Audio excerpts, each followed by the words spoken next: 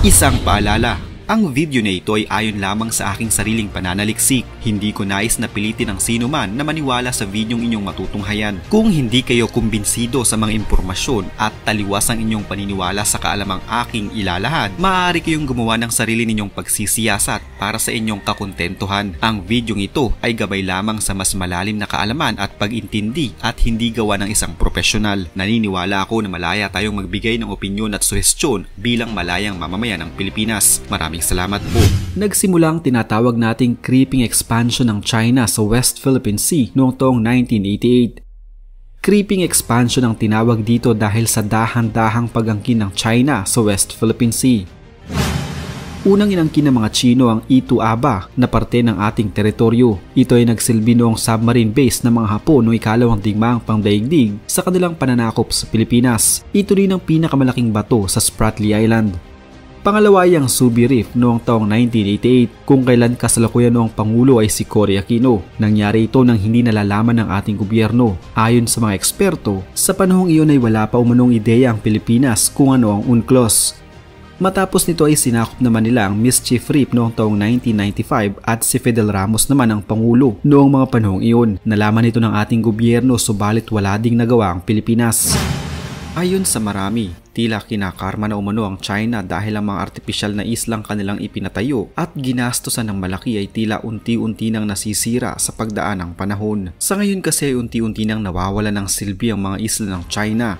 May mga ulat na ang madali ang pagtabon o pagtambak ng lupa, buhangin at durog na coral sa mga isla na ginawa noon ng China ay may masamang resulta sa pagdaan ng panahon. Dahil sa mabilisan lamang itong ginawa, hindi gaanong napatag ng maayos ang lupa sa ilalim ng pundasyon at madali lamang itong gumalaw.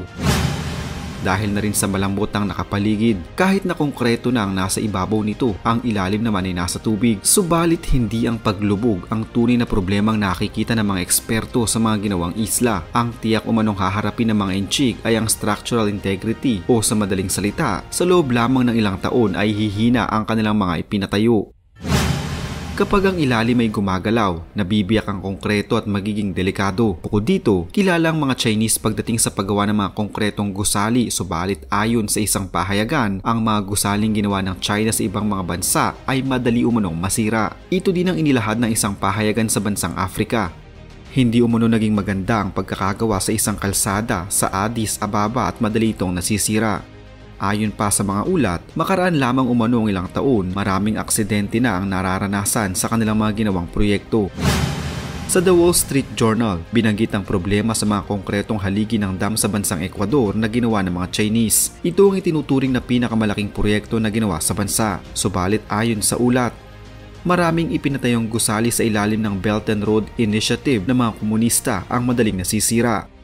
Ayon pa sa ulat, may 10 mga bagyo ang dumaraan sa South China Sea kada taon. Sa dami ng mga bagyong ito, ang mahinang klase ng pagkakagawa ng China sa kanilang mga isla na may malambot lamang na pundasyon sa ilalim tsaka padadaanan ng 10 bagyo kada taon, tiyak na bago pa man magkaroon ng gyera sa West Philippine Sea, kung magkakaroon man, wag naman sana, ay mawawala na ng silbi ang mga itinayong isla ng China sa Spratly. Sa isang ulat sa The Diplomat na kung bakit nga ba walang fighter jets mula sa China ang bumababa sa mga paliparan ng mga isla sa Spratly, isang tanong na napakagandang sagutin. Ngayon na tapos na ang konstruksyon, ay bakit walang pumaparadang mga sasakyang panghimpapawid sa isla? Ayon din sa ulat, taong 2020 noong nagpadala ng jets ang mga komunista sa Spratly Island. Nasa 8 oras ang biyahe pero hindi pumarada o kahit man lang nagpakarga ng gasolina sa isla. Bakit nga ba? Kung pakakasuriin, madali lamang ang sagot. Ito'y dahil sa mahina nga lang ang pagkakagawa ng mga isla at hindi ito tugma para sa pangangailangan ng mga fighter jets ng PLA. Kaya kahit matagal nang tapos ang mga isla ay hindi ito magawang base militar para sa mga kasundaluhan. Gayunpaman, maraming mga Pilipino ang kaalyado ng mga komunista ang naninindigan na ang gawang China ay ang pinakamatibay sa buong mundo. At umaasa ang mga ito na balang araw, mangingibabaw pa rin ang Partido Komunista mula sa China sa buong Asya. Sa huli, malalaman pa din naman kung ang mga isla ay tunay na matitibay o gawang ampaw. Noong 1994 hanggang 1995, unang beses na nagtayo ang China ng mga estruktura sa Panganiban o Mischief Reef. Ang Bahura ay bahagi ng Kalayaan Island Group sa South China Sea na may mga bahaging inaangkin din hindi na lamang ng Pilipinas at China kundi maging ng Taiwan at Vietnam. Nasa 127 nautical miles lamang ang layo nito sa Palawan at sakop ng 200-mile exclusive economic zone ng Pilipinas kumpara sa mahigit 1,600 nautical miles na distansya nito sa China. Ang mga kubo na sinabi ng China noon na magsisilbing silungan lang daw ng kanilang mga isda ay isa na ngayong military garrison ng China. Ayon sa isang maritime expert, siguradong magdadala ng bagong banta sa Pilipinas ang mga missile boats na ito.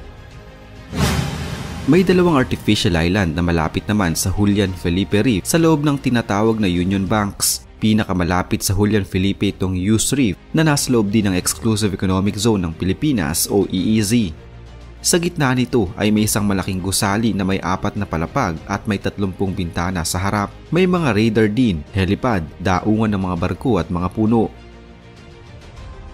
Hindi bababa sa 20 barko ang nakitang nasa paligid ng Hughes Reef. Ang nasa baba naman ng Union Bank ay ang Mabini Reef o Johnson Reef. Meron din itong malaking gusali, may lighthouse, may wind turbine, mga radar at observation. Ang pag-okupa ng China sa 7 islang ito sa loob at paligid ng Exclusive Economic Zone o EEZ ng Pilipinas ay ginawa nila para bakuran ng karagatan at palakasin ang posisyon nito sa pag-angkin ng China sa buong South China Sea at kasama na nga dito ang West Philippine Sea. Hindi lingid sa kaalaman ng nakararami na ang pangunahing dahilan kaya maraming umaangkin sa ilang bahagi ng South China Sea ay dahil sa yaman na maaari nitong ibigay sa ekonomiya ng bansa. Mula sa mga isda, langis, natural gas at turismo, tiyak na malaking pakinabang ito para sa mga nagnanais ng pag-asenso. Malaki ang magiging tulong ng lugar na ito upang yumabong ang ekonomiya ng isang bansa. Pintuan din ito ng mga bapor mula sa iba't ibang mga pantalan na nagdadala ng kanilang mga produkto at kalakal patungo sa iba't ibang mga bansa. Ilang ulit nang nagtangka ang mga bansa na magkaroon ng joint exploration para mapakinabangan ito ng lahat ng bansang umaangkin dito, pero wala yatang may gusto dahil karamihan sa mga bansa, lalo na ang China, ay gustong angkinin ang buong teritoryo. Isa na namang kwento ng pagbabalik tanaw sa kasaysayan ang naitampok natin ngayon. Huwag kalimutang i-like ang video ito at mag-iwan ng komento sa ibaba ng mga nais nyo pang malamang kwentong kasaysayan sa Pilipinas. Mag-subscribe na din para lagi kayong updated sa mga pinakabagong video dito sa Kasaysayan Pinoy. Magandang araw po at mabuhay ang bansang Pilipinas!